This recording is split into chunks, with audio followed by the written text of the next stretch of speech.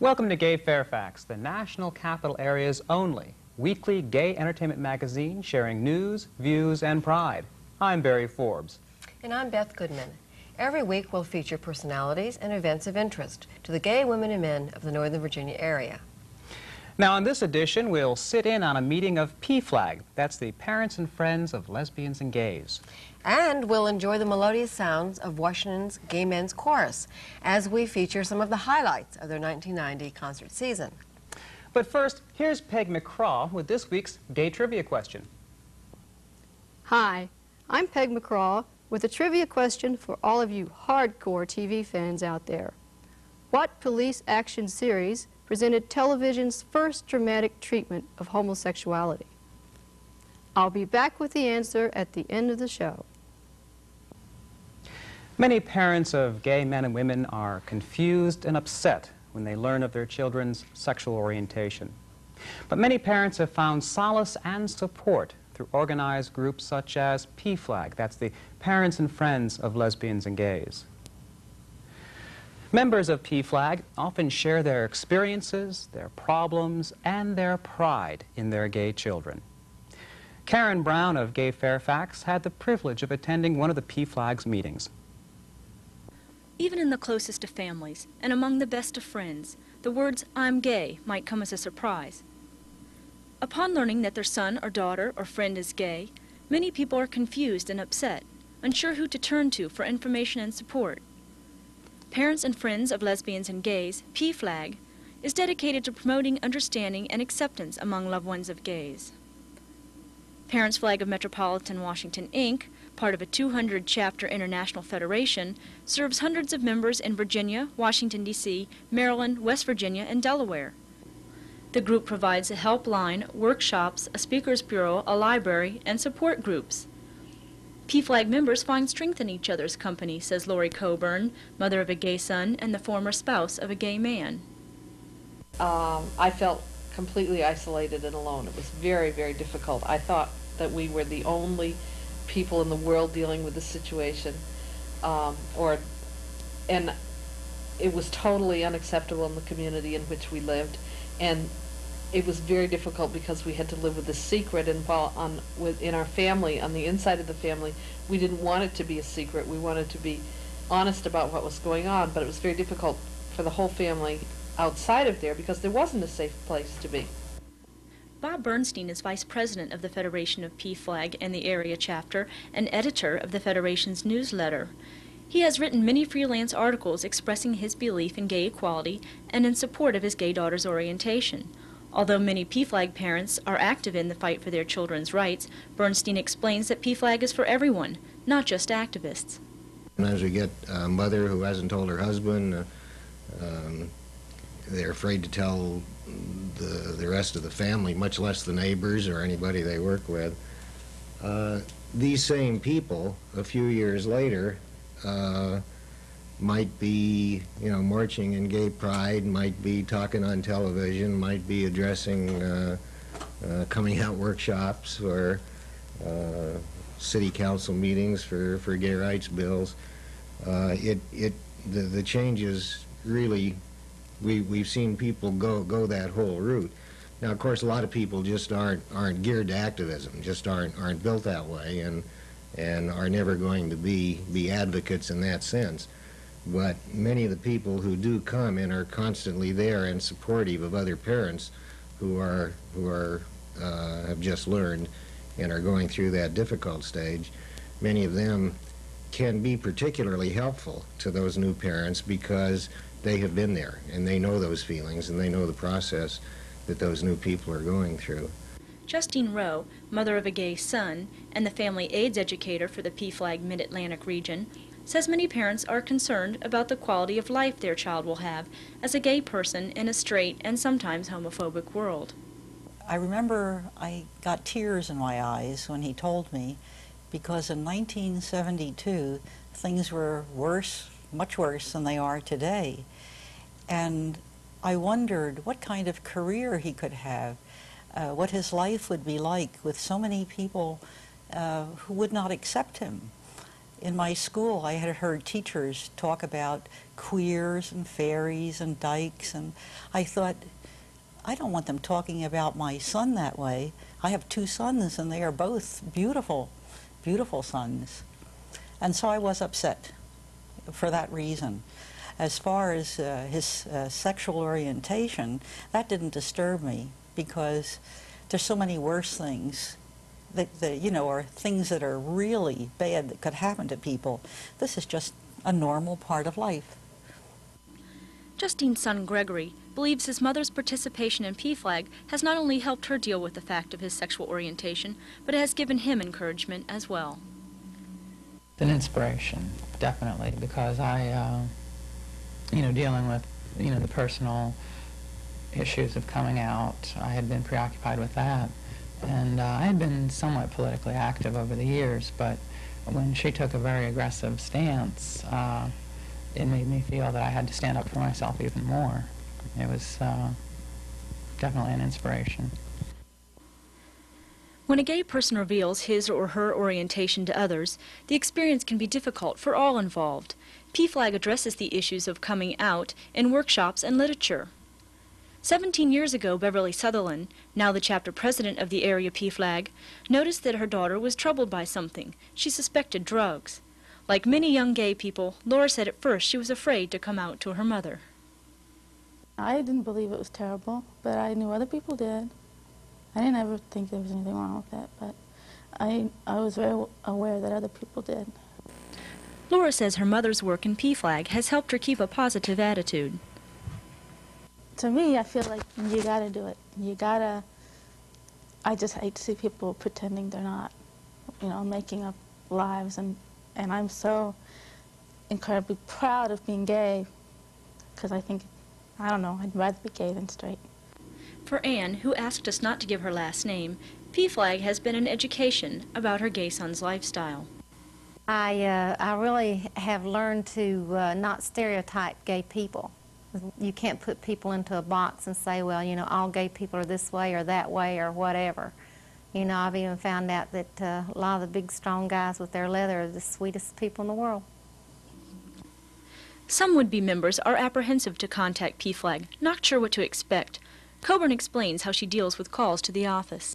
One of the things, for example, that I say is that Parents Flag has support groups, and we also do some work that is advocacy for our children's civil rights and our loved ones' civil rights, and that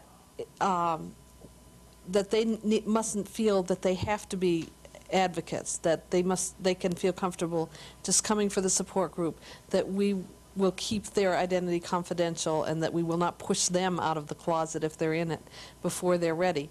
I also talk to a lot of young people and encourage them to deal with the coming out process. And so many, you know, come to me and say, oh, I wish my mom were like you people in Parents Flag. These are people who've already come out and it hasn't worked well for them. And I often find myself saying, give it time.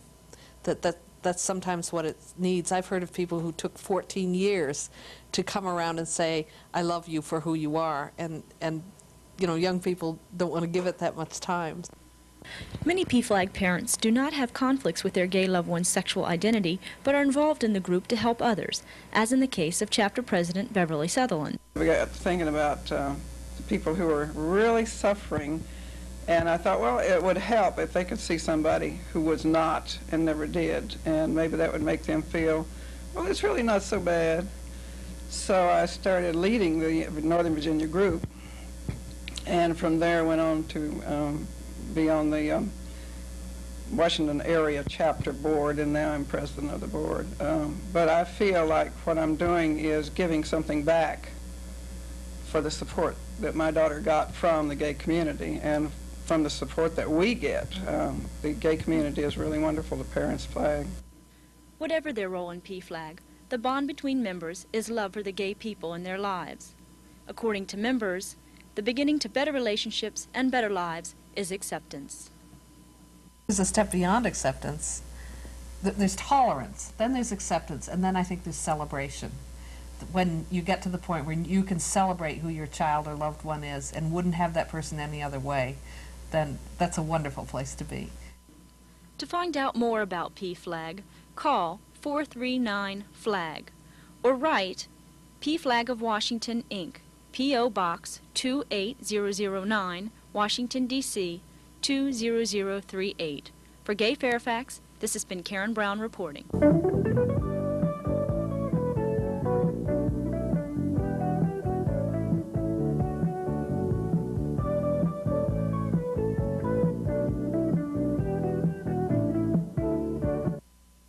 Gay Fairfax needs you. That's right.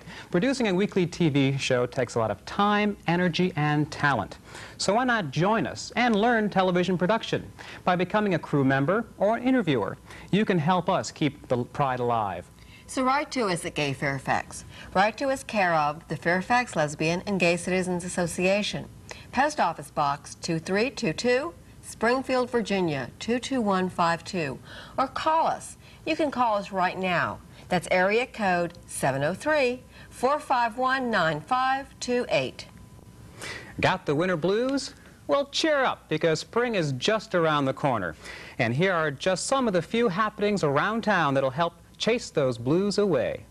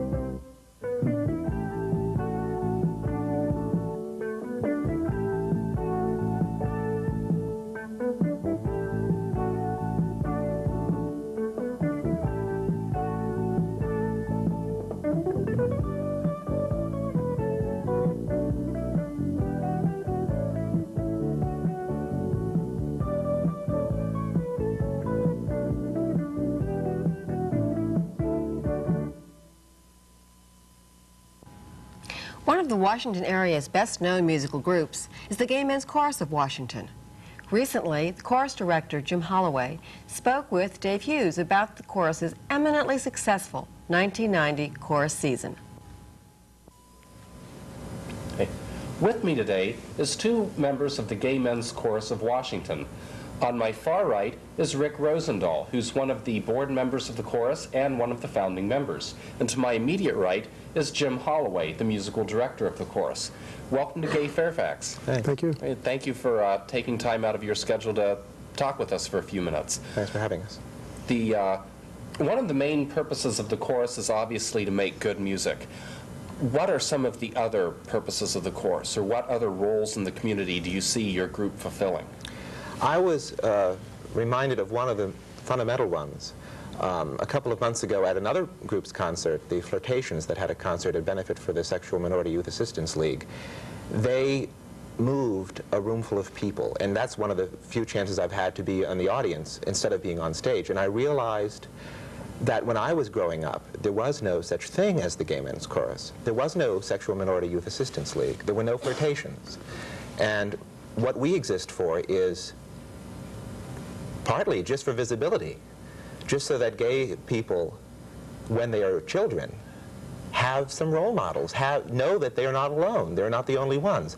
They might be reading the newspaper and mother and dad don't know it, but they're looking through the Guide to the Lively Arts and they see a listing for a Gay Men's Chorus of Washington, or a Lesbian and Gay Chorus maybe, or the Flirtations, and they start to discover that they have comrades. So you're sort of ambassadors for the gay community as well. Absolutely. It's certainly part of it. There's a lot that the Gay Men's Chorus has in common with any community musical organization. It serves its community musically and reflects the kind of performance that the community wants and supports.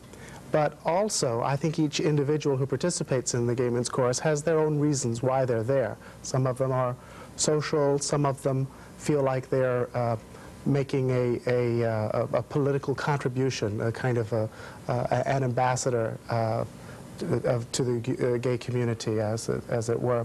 Where we are, though, the Gay Men's Chorus of Washington, is in that uniquely wonderful position of being able to select from the traditions of the male choral glee clubs, from various other kinds of musical organizations that have preceded this movement, and also choose our own directions socially and politically to make some new kind of a tradition, and that is of the Gay Men's Chorus. We spoke somewhat about the concept of a new tradition at our holiday concert. That a Gay Men's Chorus offers such a new tradition is I think, a pretty interesting idea in the first place. Mm-hmm.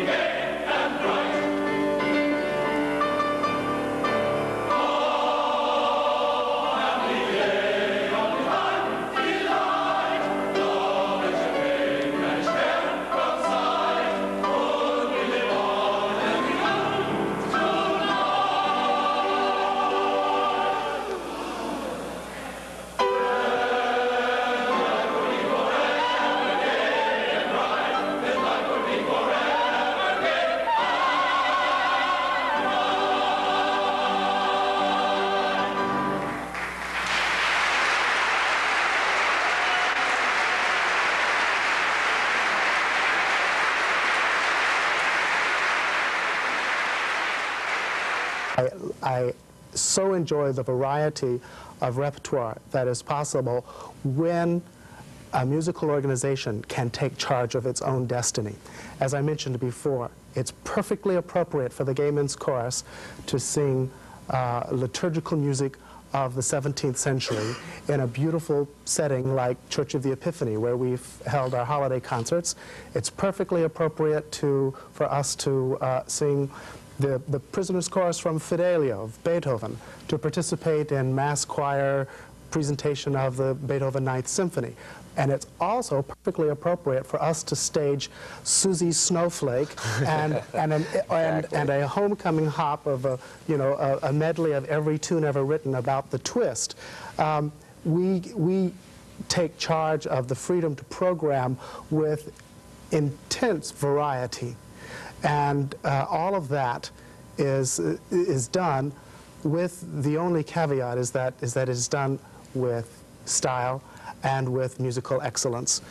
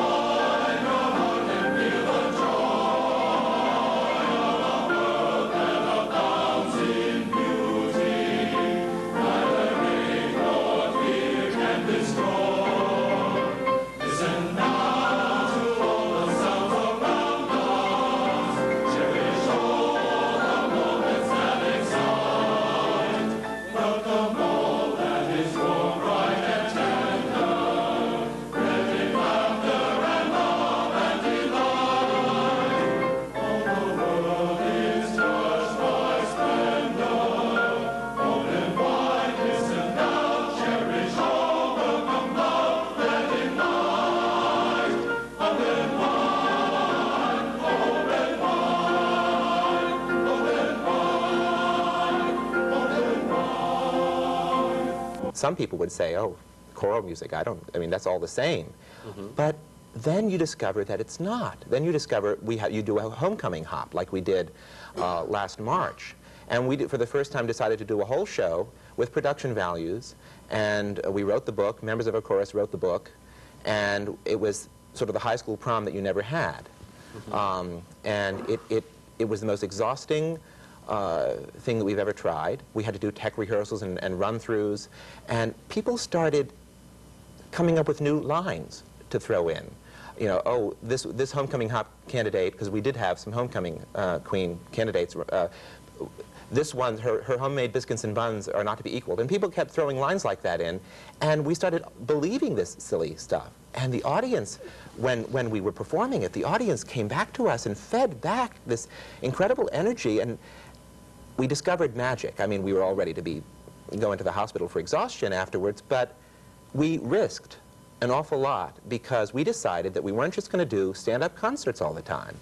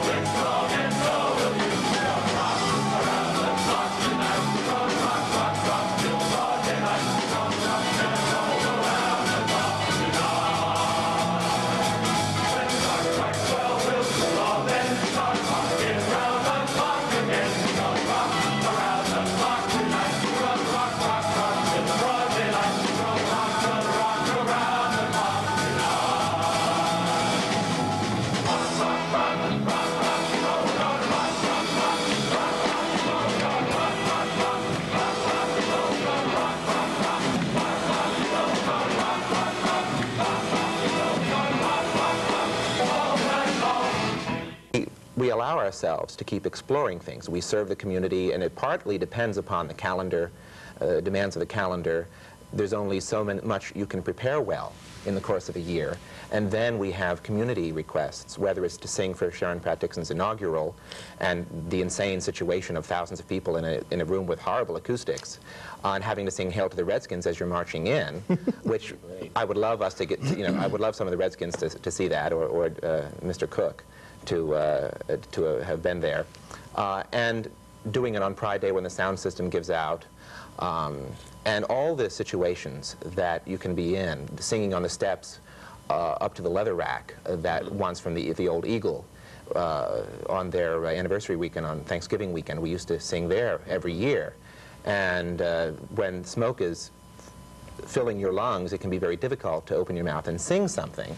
But that's part of being in the community, and it's that being able to roll with the punches and being able to be a real trooper, and the sense of discipline, commitment, and family that we have as an ensemble that keeps us coming back. And it's that the audience response, the sense of our broader community responding to us and supporting us, that keeps it going. Hey, how can people get in touch with you? Our telephone number is always manned with an answering machine, and it's 202-338-SING. That's 7464. Okay. Great. Well, thank you very much for joining us here on Gay Fairfax. Thank you, Dave. Thank you.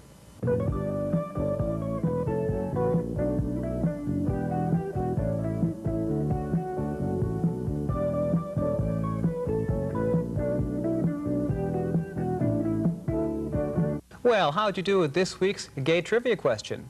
Here's Peg with the answer. How'd you do? If you said Hill Street Blues or Policewoman, you're younger than I am. 24 years ago, in 1967, an ABC series called NYPD broadcast a show that depicted detectives tracking down and breaking up an extortion ring that preyed on homosexuals. This was also the first time that the word homosexual was used on television in a dramatic context. That wraps up this edition of Gay Fairfax, but don't forget to tune in next week at the same time. We're going to end this edition with a reprise of the Gay Men's Chorus of Washington. For Gay Fairfax, I'm Beth Goodman. And I'm Barry Forbes. Thank you for joining us, and remember to keep the pride alive. Everybody